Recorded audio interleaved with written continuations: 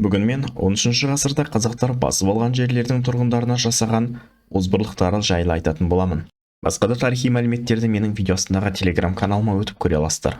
Қазақ тайпаларының славян князін Мыжы өлтіруі. 1223 жылы қазақ тайпалары қыпшақтардың ізіне түсіп, батыс бағытқа әшкере енді. Қыпшақтардың көмекке шақыруымен Киев Русі қалың әскер аттандырды.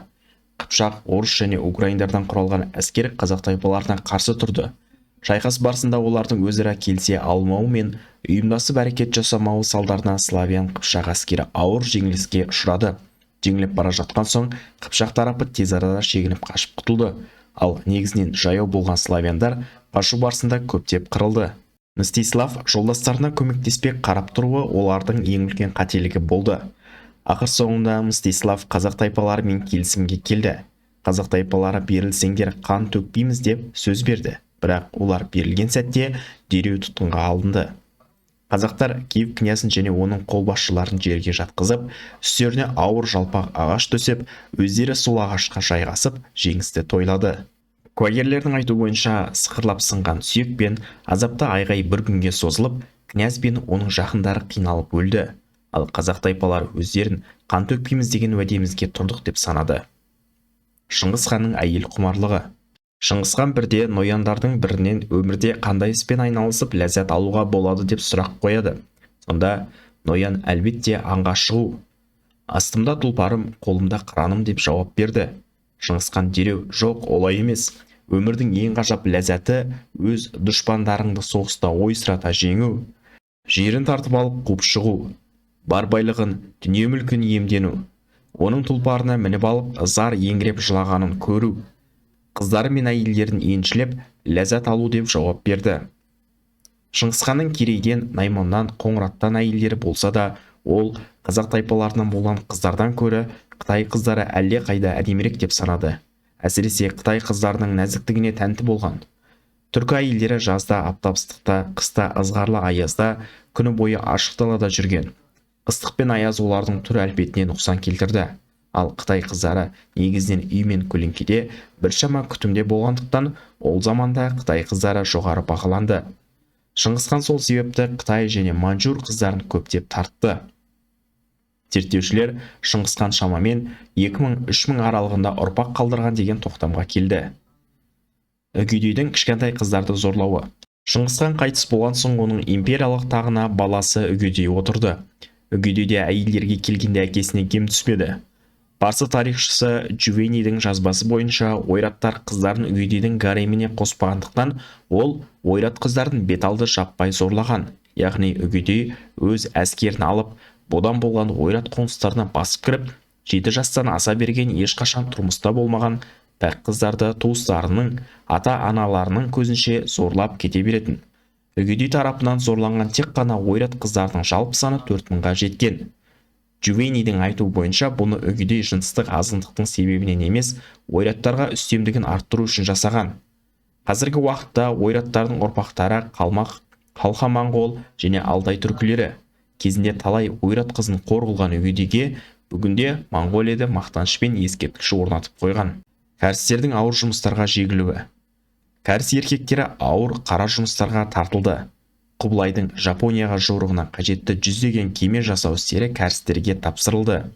Ал егін егіп күн көретін қарапайым халық түскен өнімнің көптеген бөлігін салық ретінде төлеп тұруға мәжбүр болды. Тек қана жылқыларға жем ретінде 150 мың қап жіберген болатын. Бұл шаруаларға өте ауыр тиді. Одан бөлек қазақтар олардың малдарын, алтын күмістерін тартып алып отырды. Қолынан іс келетін шеберлер орталықтарға жөнелтілді. Кәрістер әсіресе қыздардың күң болған өте ауыр қабылдады. Ауыл-ауыл кезіліп ең сұлу қыздар хан мен қолбасшылардың гареміне тартылды. Бізге жеткен деректе тартып алынған қыздардың ата-анасы мен туыстары күні-түні жылаумен болады. Қайғыдан кейбірі өз-өзіне қол салса, кейбірінің есі ауып кетеді деп жазылды. Шыңғыс хан және оның немерелерімен соғысқан патшалардың ажал құшуы. Шыңғыс хан және оның немерелері көптеген мемлекеттерді басып алды және сол жаулаған мемлекет басшылары жаман азаппен өлтірілген болатын. Хорезм сұлтаны Мұхаммед Каспийдегі бір аралдардың біріне бас сауғалап қашып келді. Ол Біз ел кеткен жерлерден тіпті өзімізге қабір қазуға 2 шынтақ жерде қалмады деп қайғырды. көп ұзамай өкпе пневмониясынан қайтыс болды. Кейін қазақ тайпалары оның қабірін тауып алып сүйегін үгедейге жеткізді, ал үгедей сүйекті өртеп жіберіңдер деп бұйрық берді. Шайқастардың бірінде Хорезм ханзадалары Озлақ шах пен Ақшах та қайтыс болды. Қазақ тайпалары олардың басын алып найзаға қадап қойды. Отырар қаласының билеушісі Қайыр ханның аузына қайнап тұрған қорғасын құйып өлтірілді. Қазақ тайпалары 1258 жылы араб халифатын құлатты. Халиф Әл-Мустасимнің өлімі жайында екі дерек бар. Бірінші дерек бойынша басқыншылар оны кілемге орап жылқымен таптап өлтірді делінсе, басқасында оны өзінің іші байлық толған сарайына кіргізіп, не су, не тамақ бермей өлтірген делінген.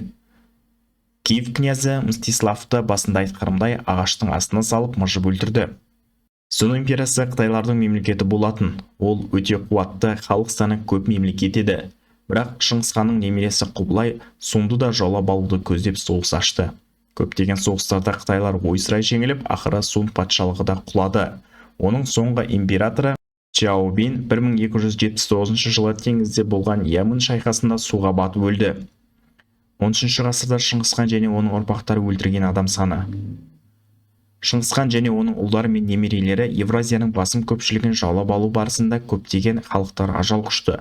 Солардың санына үңілетін болсақ, қазақ тайпалары басып кіргенге дейін маньчжурлердің Цин империясының халық саны 53 миллион адам болған, ал Қытайлардың Сун империясында шамамен 100 миллион адам болды.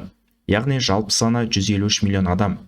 Құбылай бұл екеуін жаулап алғаннан кейін 1300 жылғы дерек бойынша оның империясының халық саны 90 миллион адам болды.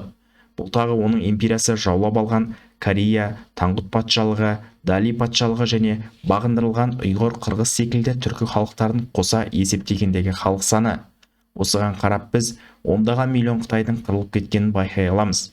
Одан бөлек Құбылай ұлысының қазақтары оңтүстік шығыс Азиядағы қазіргі Мьянма, Индонезия, Вьетнам, Камбоджа, Лаос секілді елдердің жерлеріне шапқыншылық ұйымдастырып, жергілікті халықтарға қасірет алып келді. Яғни қазақ тайпаларының шығысқа жорығы кезінде шамамен 70 миллион адам ажал құшқан. Кейбір қалалар мен халықтар тып-типыл болып жер бетінен жойылып кетті. Мысалы, Енисей қырғыздары. Қазақтардың Монғолия, Қытайдағы диаспорасы сияқты қазіргі қырғыздар Енисейдегі қырғыздардың ажырап қалған шағын бір бөлігі ғана болатын. Біздегі қырғыздардың тіпті өз арасында хандары болмай манаптар басқарды. Ал нағыз қырғыздар Енисейде еді. Құбылай ханның кезінде олардың шамамен 80-90% жойылды және күштеп жер аударылды.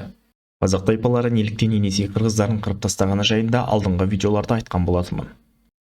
Шамамен 70 миллион адамның өлтірілуі тек шығыстағы жорық нәтижесі, ал батыс және оңтүстік тараптағы елдерге шапқыншылығы одан кем түспеді.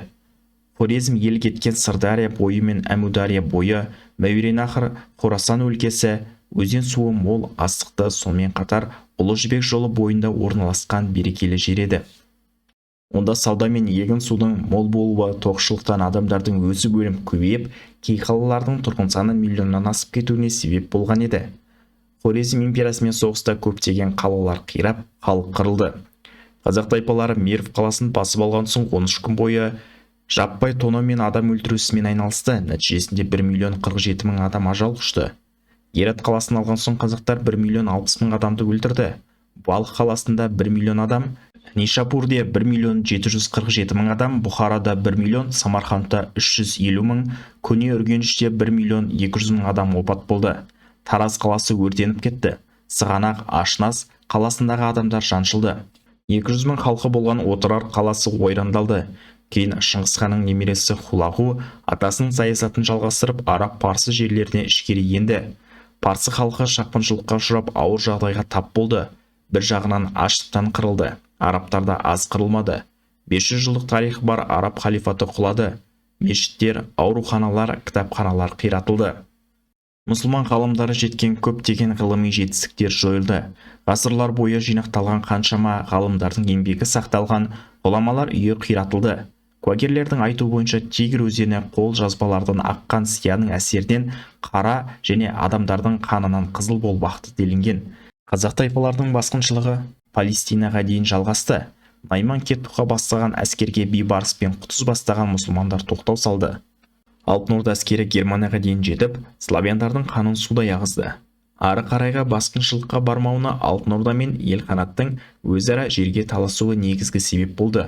Алтын Орда ел қанатпен соғысып қаламыз деп батыс Европаға басып кіруге тәуекелге бармаса, ел қанат Алтын Орда басып кіре ма деп негізгі әскерін ары қарай таяу шығыс елдерін жаулауға аттандыруға қорықты. Қорытындылап айтқанда 13 ғасырда қазақтар Евразияның басым көпшілігін қамтыған аса қатыгез империя құрды. Олардың соғыстан болған адам шығыны бірінші және екінші дүниежүзілік соғыстан болған адам шығынынан да асып кетті.